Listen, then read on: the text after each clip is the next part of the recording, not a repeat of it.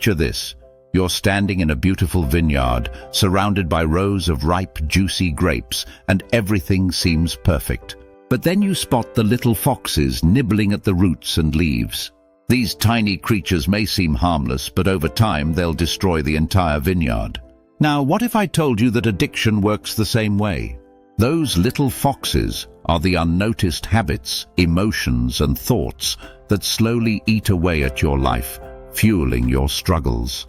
In my book, Living the Virtuous Life, 20 practices that enable you to break free from addictions and reclaim your life, I dive into how awareness, a powerful spiritual superpower, can help you protect your vineyard and reclaim your life. Let me walk you through Chapter 5, the spiritual superpower of awareness, and give you a brief overview of the wisdom inside. Awareness isn't just about noticing what's going on around you.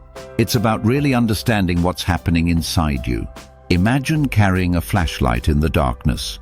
It lets you see the obstacles ahead and avoid falling into the same traps. That's what awareness does for your mind.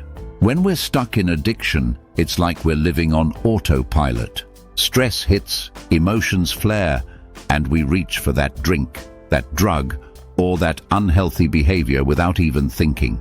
Awareness is the first step to stepping out of that autopilot mode. So how do you start? Let's talk about journaling. For me, it was a game changer.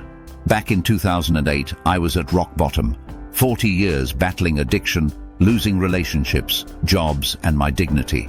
But when I started journaling, something clicked. I began to notice the little foxes, the small triggers like stress, anger, or loneliness that led me down the wrong path.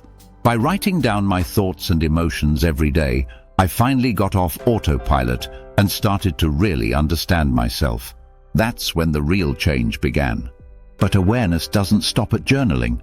It's about pausing and asking yourself, what am I feeling right now? What's triggering these feelings? Maybe it's a stressful meeting, an unresolved argument, or even boredom.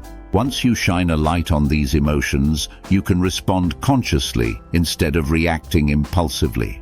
Here's a simple exercise to get started. The next time you feel a craving or impulse, stop and take a deep breath. Ask yourself, why am I feeling this way? What's the root cause? You'll be amazed at how much clarity you gain just by pausing. And don't forget, awareness is also about being kind to yourself. Emotions aren't something to fear or suppress. They're your spiritual guide, helping you understand what's going on inside. By acknowledging them, you start to unlock your true self, your best self. Now here's the truth. Awareness alone isn't the cure for addiction. It's just the beginning. But without it, you're at the mercy of your habits and triggers. With it, you gain the power to choose differently, to live intentionally, and to start building the life you deserve. In Living a Virtuous Life, I share my personal journey of how awareness and other spiritual powers helped me overcome addiction after decades of struggle. If you're ready to take back control of your life, this book is your guide. It's available now on Amazon. Don't wait for the little foxes to spoil your vineyard. Start your journey to awareness and freedom today.